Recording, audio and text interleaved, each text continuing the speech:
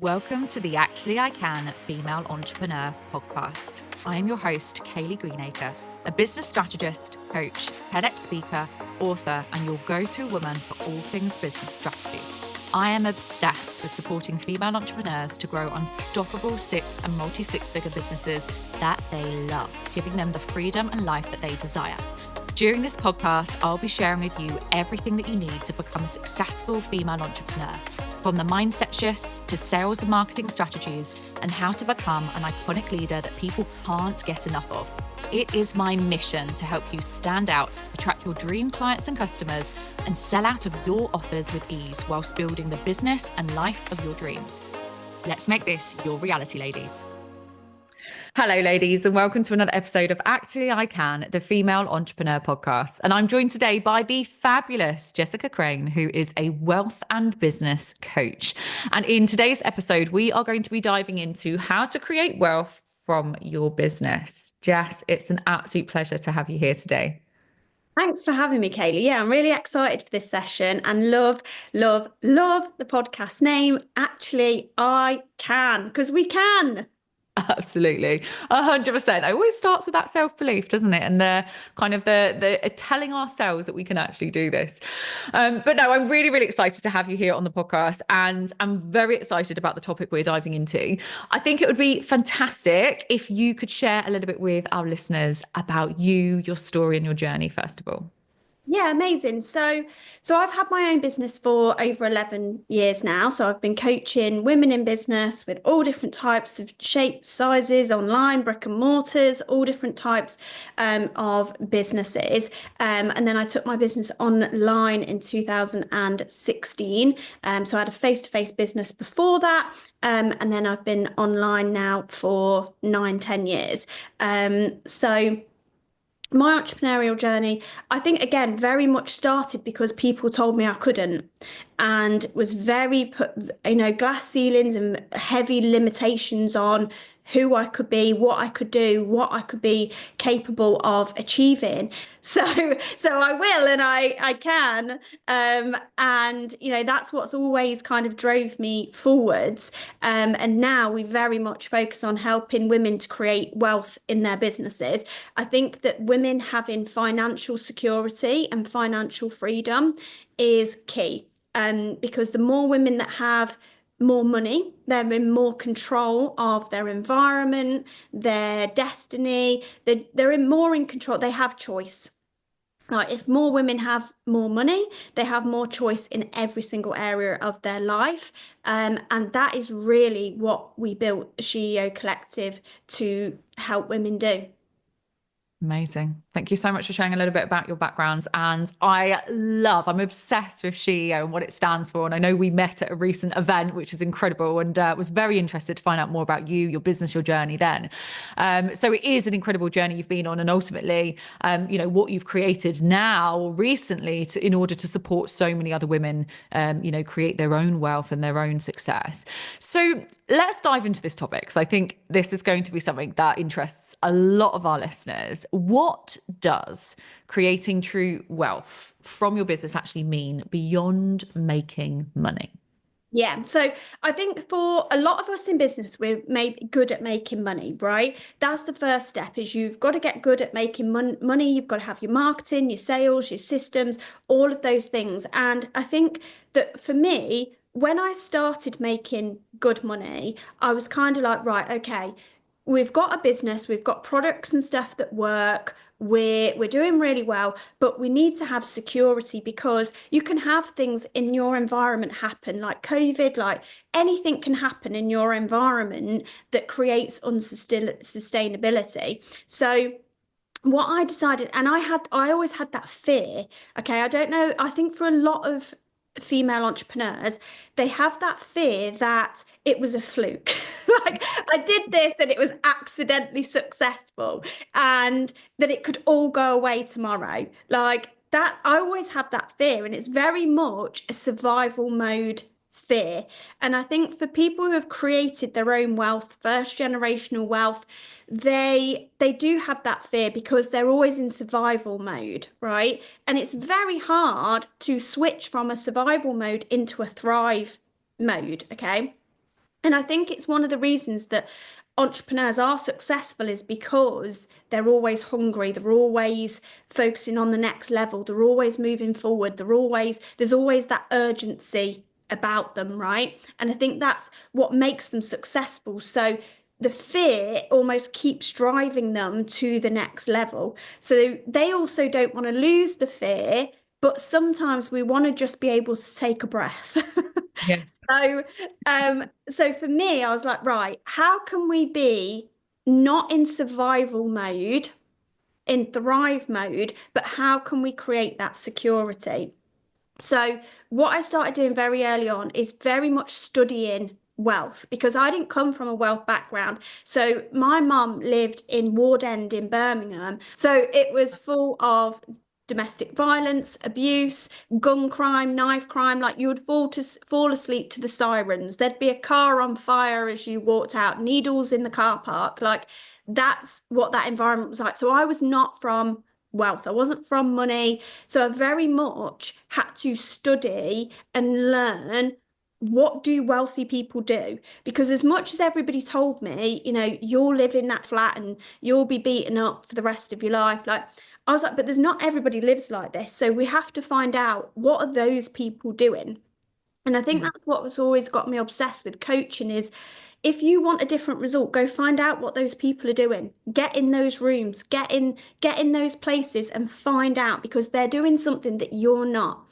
So I very much dove into, what are wealthy people doing? Because you might not be from a wealthy background like me, but you can create one for yourself. So I very much was like, right, we need to dial in the sales, the marketing, all of that stuff to make money first. And that's absolutely what I did. I'm focused on, how can I get good at making money? And that is having your sales funnels, your ads, like learning to write good copy, learning to create great products that people really want, and that I think a great product gets somebody a 10x return. Like, I always say this now, like, I don't feel like I sell my products. We have these products that can make you a 10x return at least. Do you want it or not? Right? Like, we're not here to convince you. We're not here to drag you around. Like, you either want this amazing result or you don't. And either way, that's totally cool with us, right? So get your product suite, get really good at selling it and marketing it. And then you can focus on the second step, which is plugging all the holes in your business for profit. So I think as well, especially in the online space, Kayleigh, you'll see this. People go on and on and on about revenue, and I made £1 million in a day and all this stuff. That's great. But you also have to be very good at managing money, and very good at knowing your numbers, and very good at making sure that your business is profitable. Because I've been in circles where people are making, £5 million in a day, £10 million in a day, £1 million in a day, like all these big figures, but they're not actually profitable, because they're spending that amount of money to make that amount of money, and there's barely anything left. I'm not interested in that. I want a very high profit margin business. And I got very obsessed with profit rather than revenue and sales, because a lot of people, like I just said, might have very high turnover, but their profits can be like 5-10%. I'm not interested in that. We want 60, 70, 80% profit margins, because profit is money that you keep, and especially like net profit. We're not talking gross profit here, we're talking net profit.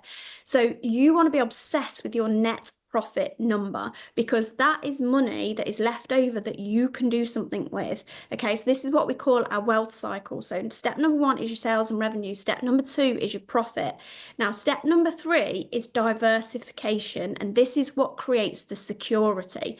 So once I had amazing net profit, I then decide, what am I going to use that for? So the first step is putting your pensions, stocks, shares, investments, things that are going to pay future you. Okay. And then once you've got that cycle going, you can then acquire step number 4, which is assets. So like, now we have a property company, and a lot of the net profit goes into that, and it buys properties that we then rent out, and they're in a buy to let property company. And we just keep going with this cycle, which then those properties increase in value over time, but they also create another stream of monthly income. And we have our children on that property, and they will inherit that company, which will house all of the assets. So it's just starting to get really smart, because the mistake when it comes to wealth that a lot of people do, and I get it, we live in this very Instagrammable life, and you have to get the balance of living, because anything could happen to you tomorrow, but being prepared for your future as well.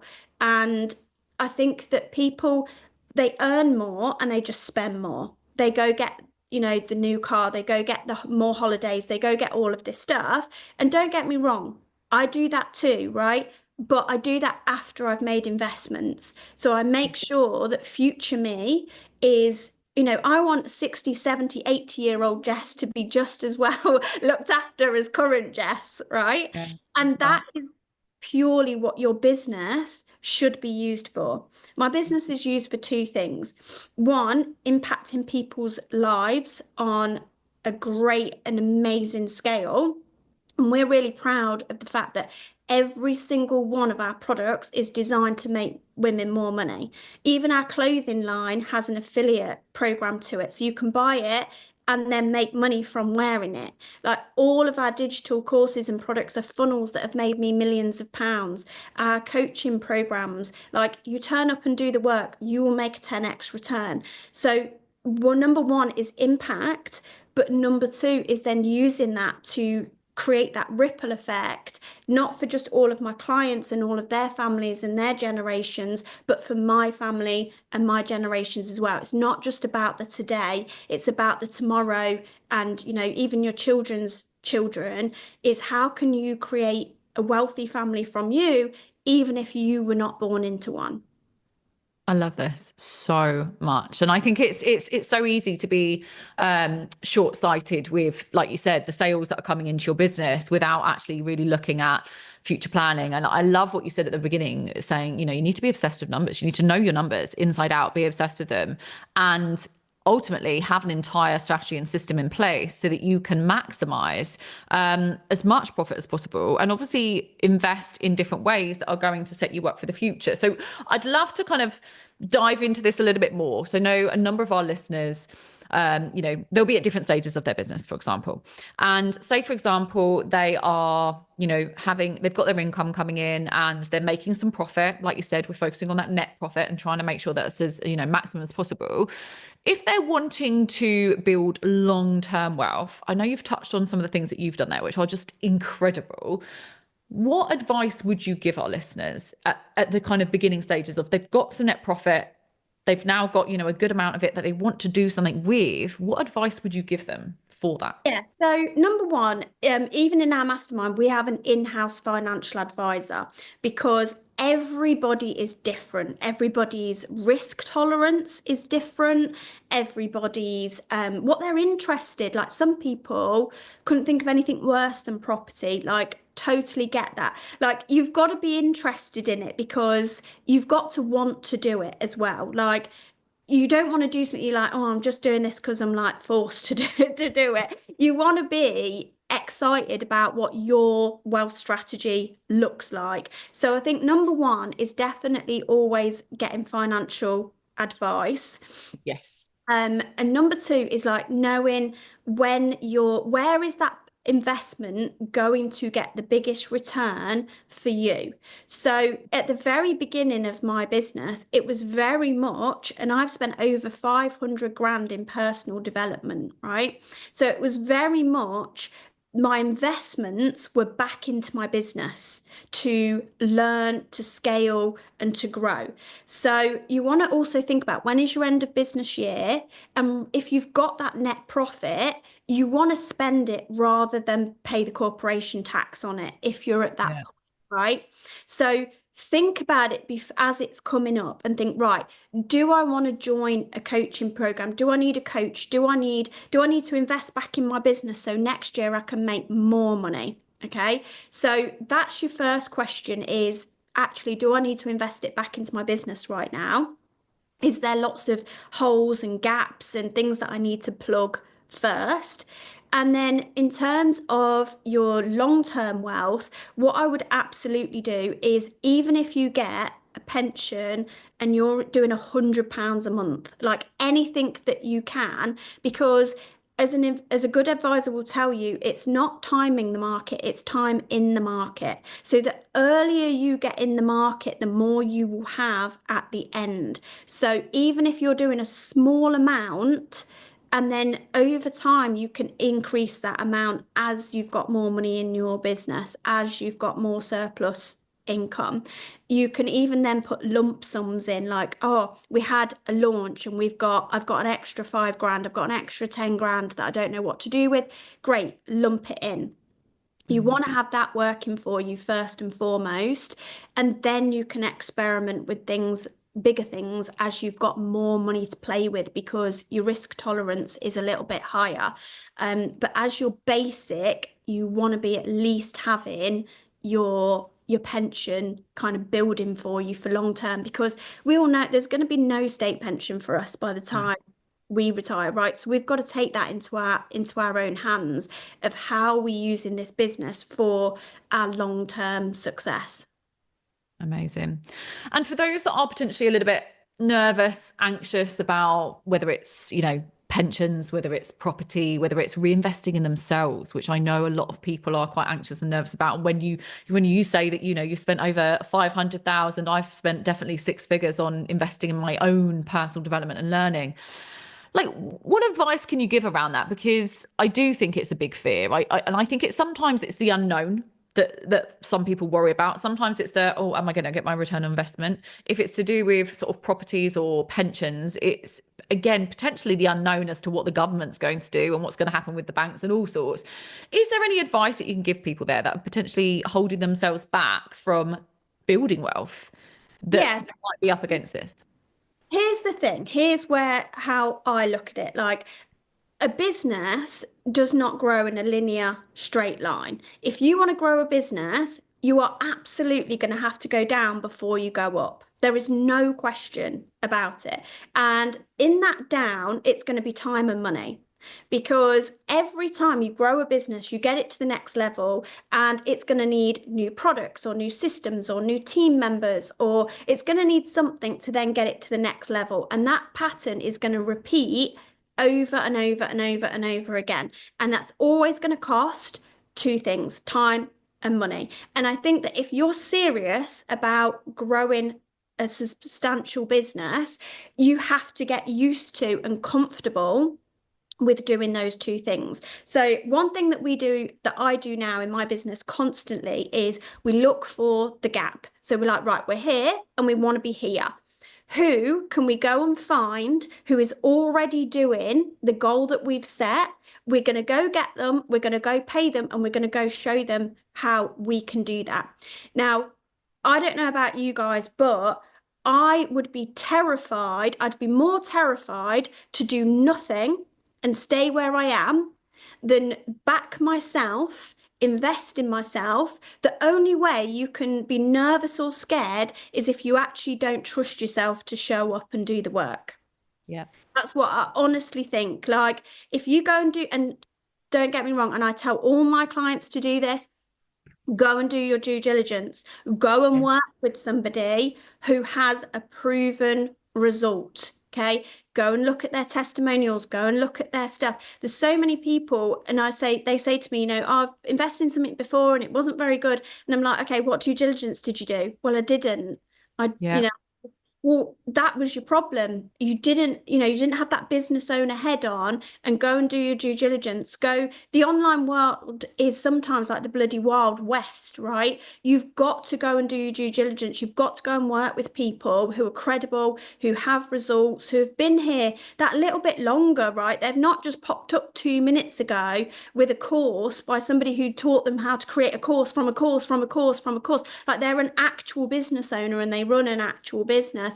So I think, do your due diligence, go and find somebody, and then back yourself.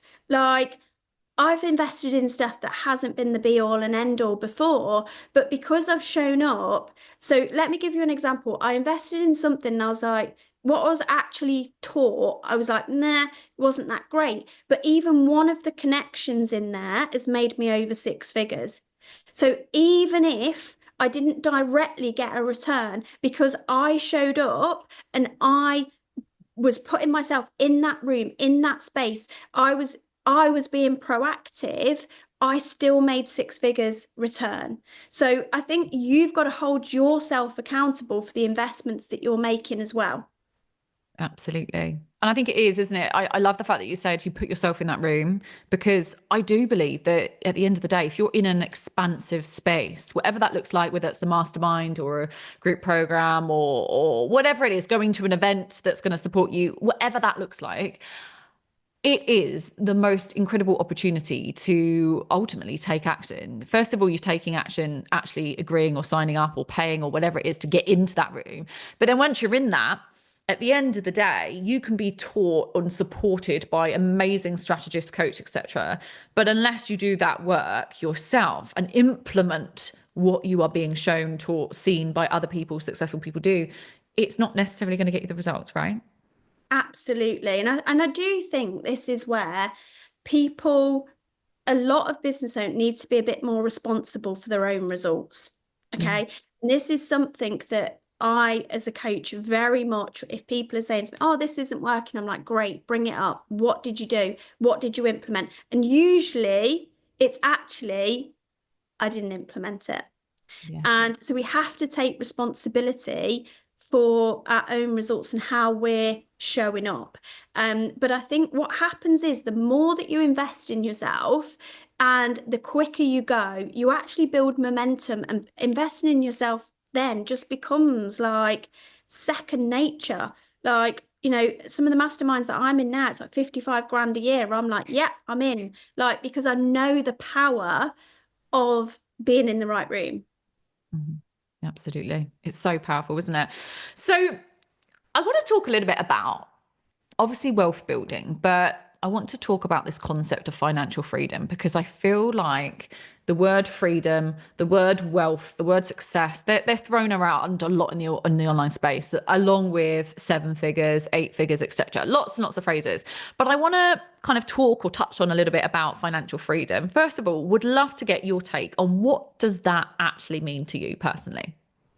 Yeah, so I always joke now. I actually think, and we met at an event and I was exhibiting, and I said to quite a few people, I'm the worst employee. I said, today I feel employed in my own business, like I'm working on a stand. I can't just wander off and do what I want. It almost felt like I didn't have like Yeah. this, because I was exhibiting on my own stand and I wanted to be the most naughtiest employee and go wander off and do my own thing. So I think firstly for me, having your own business is obviously working your own schedule, your own time. Like I can, be off in the daytime. Like last week, it was nice and sunny. I could sunbathe all week, and then I could just work when I wanted to, and I could work in the evening a little bit, or get up a little bit earlier in the morning and work then. It's having that time structure that I am in full control of. I can work when I want, where I want. And for me, it's being there for my kids. Like my son plays football.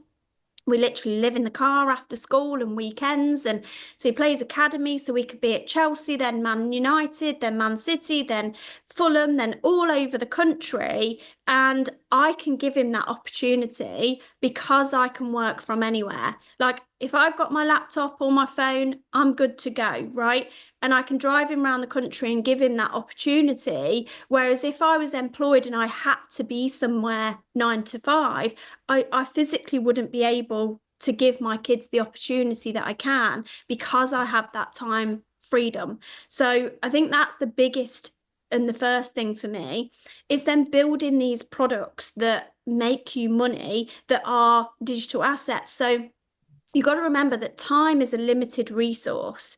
Whereas when you create products and create things from your creativity, that's an unlimited resource. So you're creating something from an unlimited resource that isn't time for money. So I don't have to trade time for money like a lot of people do in their businesses.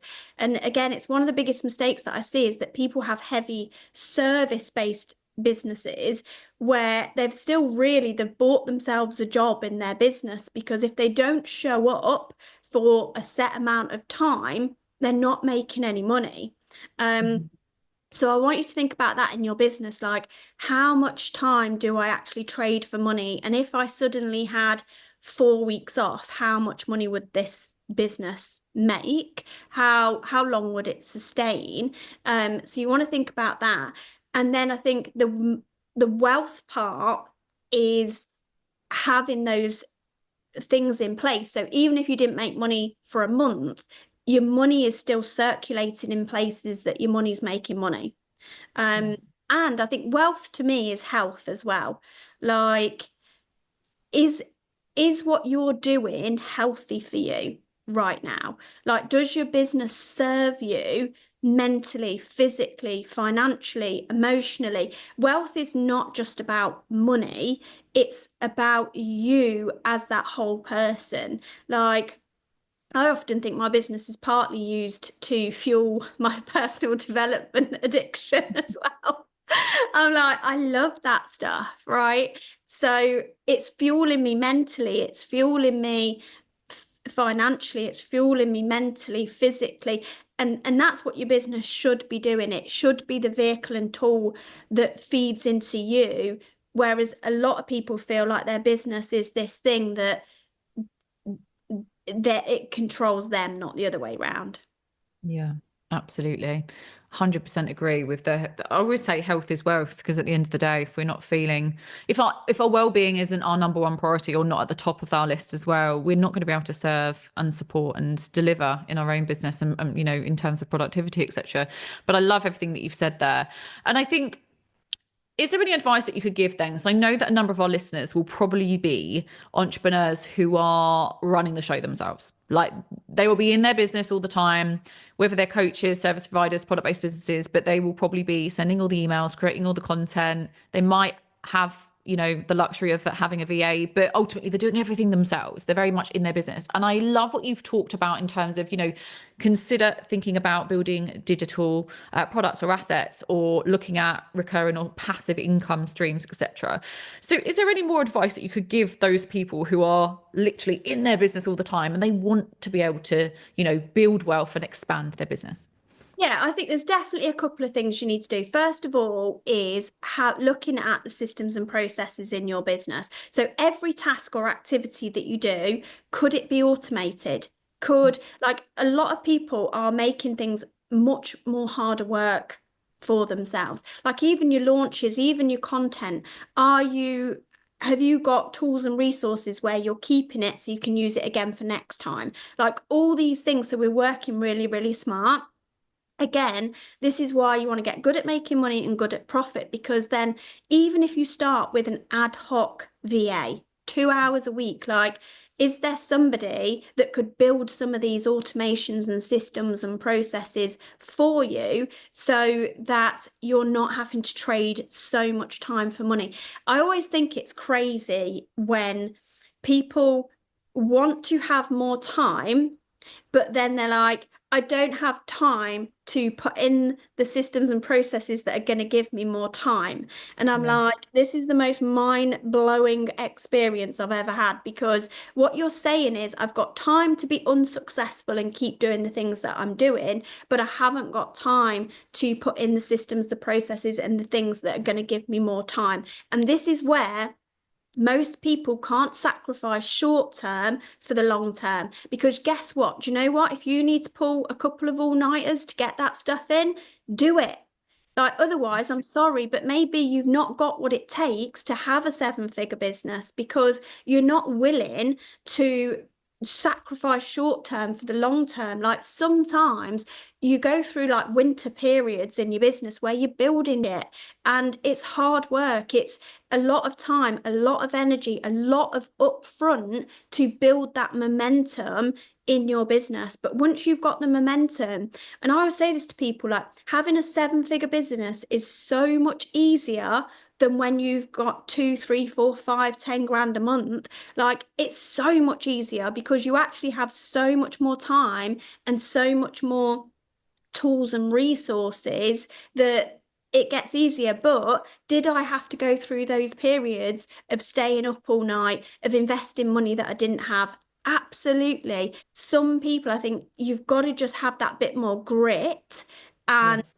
get through, do what needs to be done. Absolutely. So ultimately, having the systems in place, looking at automations, if you're going to put in the hours or need to put in the hours, do it. Or if you can outsource and at least get a VA for a couple of hours a week, which I would highly recommend to anyone, because actually it just takes the stress off you. I always say that, but it's also really good. This is one piece of advice I would give the listeners as well, is when you're having or building the automations or, systems, whatever it looks like, make sure you understand it yourself as well. And I think that's really important, isn't it? Yeah, and I'm seeing this huge mistake with marketing and ads at the moment is people don't understand them themselves. So we've got a client example. So she outsourced all of her marketing, didn't really understand it, doesn't understand the ads. As she's joined one of our programs, asked me to look at it. We've gone in her numbers, they're getting $16 a lead, and she needs to be about $2, $3 a lead, right? That would sit in her margins, but she didn't understand the numbers that they were telling her. So if you're going to go and outsource something, you do need to understand what that looks like. What's the KPIs? What's the benchmarks? What's the results here? Because otherwise, how can you manage somebody else doing something for you if you have no clue whether they're getting a good result or not for you? Yeah, absolutely. So we're coming to the end of the podcast episode. I know we could talk about this all day long, Jess. Honestly, it's fascinating and it's so good to be able to share, your knowledge, your expertise, and ultimately some tips for our listeners. What would be your final piece of advice for anyone on their journey who is wanting to really build wealth in their business, in their life? What would be your final piece of advice for them? Yeah, you need to have a plan for it. Okay. So a lot of people have these goals and dreams and da da da, but it's really just a wish without a plan. So, how are you going to make this happen? And are you willing to do what it takes to make it happen? Like, a lot of people talk a big game. And one of my mentors, Myron Golden, he always says, your walk talks louder than your talk talks. Like, what you do says more about you than what you say you're going to do. Okay. So go get the plan and implement the plan. So create the plan, work the plan, right? Like, a lot of people do not have a plan, and they think that these goals happen from just one-off big occurrences. And that's not how a goal happens. A goal happens because you set a plan and then you do the daily consistent actions to make that plan and that goal a reality. Like, and you're in control of it. If you need to go invest, go invest. If you need to put in the time, go put in the time. Jess, thank you so much for coming on to the podcast today. Where can our listeners connect with you and find you? Definitely. So come and head over to the CEO Collective Instagram, because that's where we're sharing everything that we're doing. So we're launching the clothesline this summer. We've got all the like this coaching programs. Like I said, every single one of our products and services makes you money. So if you're a female entrepreneur, it's the place to be. Like, come to our annual event, come get in the community, be around 6, 7, 8 figure women in business. We share weekly live stories of women in business, what they're doing, who they are, how they're doing it. I think that the thing about our community and what a lot of our clients say is there's no gatekeeping. There's no gatekeeping, there's no holding back. We've just shared in the summit all of our clients' businesses, like, pulled back the curtain. This is what they're doing. So you need to come get in our space, and we will help you get to the next level. Amazing. So everyone listening, go and connect with Jess. She's incredible at what she does. She knows her stuff and has a wealth of experience, as you've obviously gathered from today's podcast episode. I have got all of the links and everything that you need to contact Jess in the show notes.